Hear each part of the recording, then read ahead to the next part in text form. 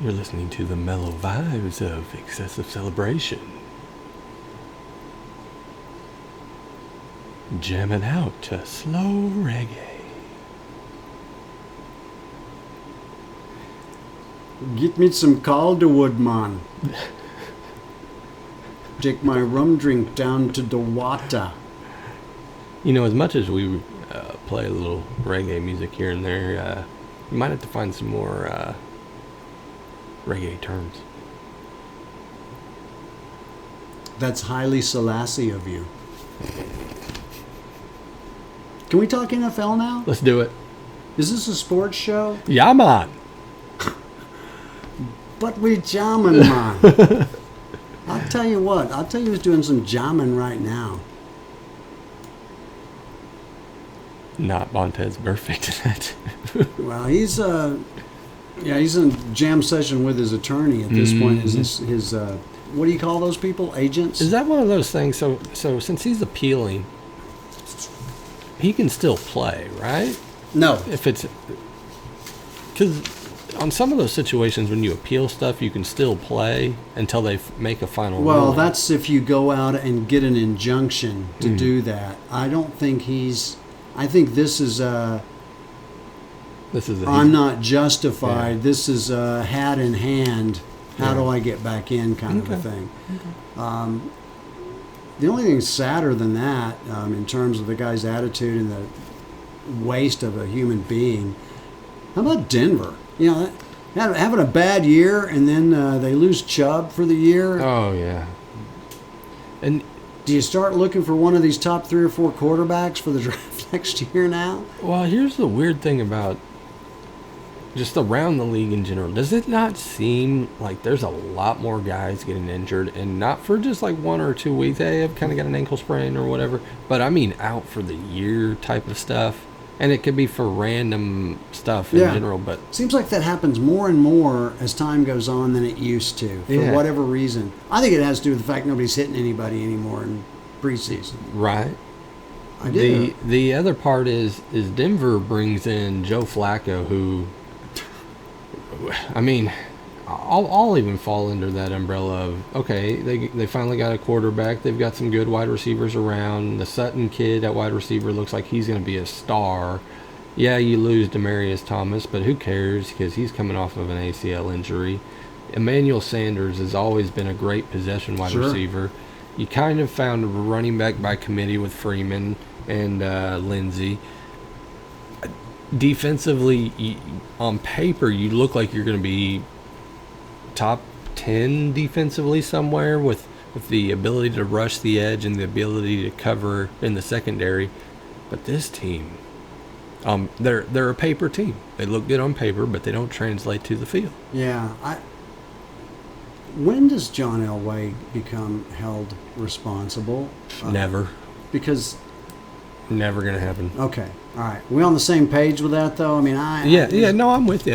I like the fact that he takes chances. I don't like the fact that he also kind of doesn't give chances either, right? So even as bad as Tebow won you games. Even as bad as some of your quarterbacks that you've brought in the past, and even some of the running backs that they've brought in the past have looked, they don't really give them true chances. Now, supposedly they're real high on, is it, Mock that's behind them? They're real high on him, thinking he could be the next guy in the future. But I would have thought Flacco could have been a couple of years. Has Flacco really fallen off that much from when he got paid? Yeah. Yeah, from when he got paid, he has. Yeah. It's just, it's a full struggle in Denver. Speaking of struggling, how about Tom Brady the other day? 18 of 39, 150 yards, an interception, averaged 29 yards per completion. The only good thing for Brady was the fact that his counterpart had the lowest QB rating, went 13 for 28, had 3 picks. They got 4 sacks and a fumble, so... Yeah. Is Brady, are we seeing... Because I thought that a couple of years ago. They played Kansas City 2 years ago, and I told Carol, I said, well, finally, this guy's he's dying. I think I don't know that it's necessarily Brady. I think we underestimate how good Buffalo's defense and actually team in general really is. I think with Brady, though, you will get these games a little bit more frequently where he's not the Tom Brady, because we're so used to seeing that high-level Tom Brady that it's going to happen a little bit more frequently than we're accustomed to. But Buffalo's still pretty good. Well, let me ask you this, Bill, and this is a couple of things that I think you were very prescient regarding these. Kansas City couldn't stop the run the other day against Detroit, and I just got to be honest with you. No, I'm not as knowledgeable about the NFL as I am NCAA, but there was nothing anywhere that told me, hey, the Detroit Lions, their offensive identities are all going to be about the running game. Well, and nothing ever has. I mean, not since 20 was there. Say last year, you kind of saw the breakout year with Kerryon Johnson and what he was able to do until he got injured. This year, you're kind of seeing the carryover that, and he runs with the biggest chip on his shoulder. That I mean, just like Chris Carson in Seattle, like you can just tell he's got something to prove. I think that allows, and as long as the offensive coordinator doesn't get in their way, that allows Stafford to actually be comfortable and throw the ball to where he doesn't have to throw it 75 times a game. Carson had it rebounded pretty nicely from before, because we've talked about that. Well, Bill, what about you mentioned Jameis Winston. We talked a little bit about Bruce Arians. The Rams. You made a point to say you felt like maybe they weren't all that, as opposed to what everyone's perception was and how they played last year. You made a point to talk a little bit about whether or not their quarterback would be considered a lead at this point. You and I talked a little bit about what happens to their run game at the end of last year, when Chubb went down. They're struggling a little bit here. What to make of that? Do you feel like that's kind of what you expected, or are there some things that were unexpected that have happened? Well, so I would feel more comfortable with the Rams if almost any other quarterback were on that team. I am not a huge fan of Goff. He's kind of got the same situation to me. I mean, he throws it a little bit better, or well, a lot better than Hurts does, but he feels like Hurts to me. Like, he can throw the ball, but it's not consistent. I think his wide receivers make up for a lot of what he lacks with touch. I have no idea what's going on with the Todd Gurley thing. If they're just holding him kind of... I don't know why I said Chubb. I meant Todd Gurley. And I don't know if it's just because they're like holding him back a little bit because they're kind of monitoring his workload, or what it is. If you don't know who Cooper Kupp is, the wide receiver, this guy is a player. Yeah, he's been keeping them in ball games, basically, Bill. And even before he went down last year, he was a stud last year, and he's been a stud this year. Brandon Cooks, again, flying around all over the field. They're a tough team to figure out, because to me, the inaccuracy of what they're pretending to be, as far as, they look like a really, really good team and a high offense, but watch the game, watch those wide receivers and how they're adjusting to the balls that Goff is throwing. Yeah, he may throw two in there pretty good and with really good touch, but watch them as they adjust their bodies to catch a lot of those balls, because he throws a lot of them high and with a lot of heat to them that they have to jump and leave themselves open. This is his third year, right? Yes. So, and I'm asking this question fairly and legitimately, okay? Okay. It's not one of those like a gotcha. Does he have the ability to get better? Do you think he can get better, or have we seen his ceiling? I think this is his ceiling. Wow. Wow. I'm not disagreeing. I just that's Jack Del Rio said earlier today that, and he was talking about Cam and the Kai and the Allen thing, where Allen shows touch. He said he never saw a quarterback who's come into this league that didn't have touch that could gain touch. That's a fair point. And so, and that may be something that you can or cannot coach. I don't know that 100% sure.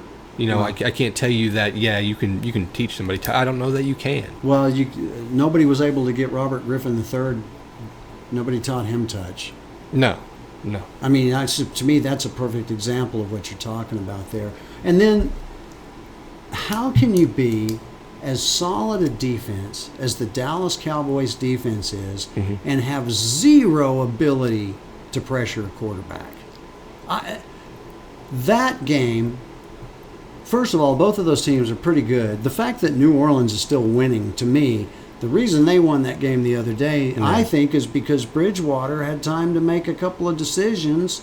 They just don't get pressure on quarterbacks. Well, Dallas doesn't. If you watch Dallas, Good luck with Green Bay. Yeah, Dallas's line, it doesn't feel like a team effort on the line. You get Lawrence that'll come off occasionally, and then there's nobody. And then there'll be the other side of the ball where somebody will come off, and then there's nobody. It's like they pick and choose which guy's going to rush, but it's not every single play. It's like every 10 plays, one guy will decide, I'm going to try and create a pass rush. Now, granted, their secondary is really, really good. Their linebackers are really good. Well, think how good those guys have to be. Oh, yeah. It's just like what we were talking about earlier, in the college game. If you got corners you got to put out on an island, you better hope that you're getting some pressure on the quarterback or at least disrupting throwing lanes or something. Yeah, and you also kind of saw how inept their offense was when you take away Amari Cooper and that deep ball threat and you kind of focus in. Yeah, Zeke may run for 150, but... Or he may just kind of give it to you there on a or, first down play. Here you go. Or it feels like if he can't throw it to Amari, he can't throw it to Cobb at all for some reason. And Cobb used to be a really good wide receiver. Yeah. Gallup is hit and miss. Jason Witten's your only effective target, but he's only going to run for 15 yards and then get tackled. Right. So it stifles their offense when you can shut down Amari Cooper and when you can shut down Amari Cooper with one guy. Yeah, certainly. Yeah, that game I thought was very much like the year before. They played like a 13-10 game the year before or whatever. So, but that was the thing that I took away from it. I just kept waiting, and trust me, it wasn't like I was sitting there pulling for Dallas because I like Dallas, but I like the Saints even better.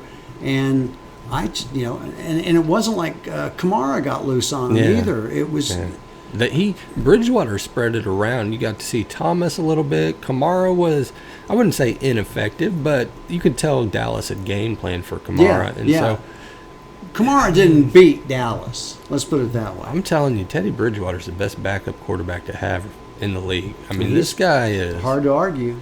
Him or Allen maybe in Carolina, but this guy he just knows how to be steady. He can find you open receivers. He's not going to risk the ball. That's the one knock that he always had was he's not going to risk it downfield unless you're open. I like Teddy Bridgewater. I really do. And I have a feeling even if a team offered him a starting job, I think he would stay with the Saints unless the Saints decided to trade him. Well, I mean, maybe so, because who knows how long Breeze is going to stick around. He's not a young guy anymore. Now, did you know, and you may have seen it, and I feel bad for watching this game and my team losing this game, that my wife's favorite player to make fun of got to see the field last Sunday, Chase Daniels. Oh, and he had a heck of a game. He played like he should be starting. Yeah, he sure did. Now he wasn't like super impressive, but I mean for not really playing in probably about 4 or 5 years. No, and I got to tell you, pretty much his whole career essentially. But yeah, when you don't play and you come in like that can be a real booger. Yeah. Sometimes you just got to pick that out. Sometimes you just, it's just like, Moses. You got to clean it out. And here's another thing that they say. So they said Chase Daniels knows the offense and he can do more things in the offense than Trubisky. Why is this guy not starting in your offense? This is the second quarterback we've heard, and the last one was a college guy that knows the offense better than my first two guys, and he's the third stringer. What? Am I not understanding something? Like, how do you not start this guy? I'm not saying Trubisky was playing horrible, but Trubisky kind of falls in that same field that Goff does for me. He Trump card. overthrows a lot, and he doesn't have touch. Yeah, and it's interesting because at first it appeared Trubisky was going to be out a little longer than what was thought. Well, Yeah. he may get a little bit more time now, Yeah, based on how Chase Daniels played. Daniels is definitely playing next week. Now the weeks after, I don't know. I have a feeling it may be a kind of, let's see how the offense kind of looks. Could this just be that one game that he played particularly well, and the next game he's horrible, or does he light it up and, hey, we may have a new starting quarterback? After 11 years, Chase Daniels may be the starting quarterback somewhere. Yeah, it's hard to believe that he was actually a Big 12 quarterback. It's been a while. When they said 11 years, I was like, it's only been No. 11 years? Yeah. Like, it feels Yeah. like 17. Yeah, it seems like he was there when Jason Sutherland was playing basketball for Missouri. Right. And what's his name was still coaching. What was it, Norm Stewart? I really was going to say Norm McDonald. No, Norm Stewart. Yeah, Norm Stewart. Yeah. When we come back, we're going to collect our thoughts, make our picks, try to catch up to Sky Q. I'm sure it's going to happen eventually, at least one of us. And we'll talk about what's on the crossover networks for this weekend, sports-wise. You're listening to Excessive Celebration on Crossover Sports, reminding you, get in deep and pick that app.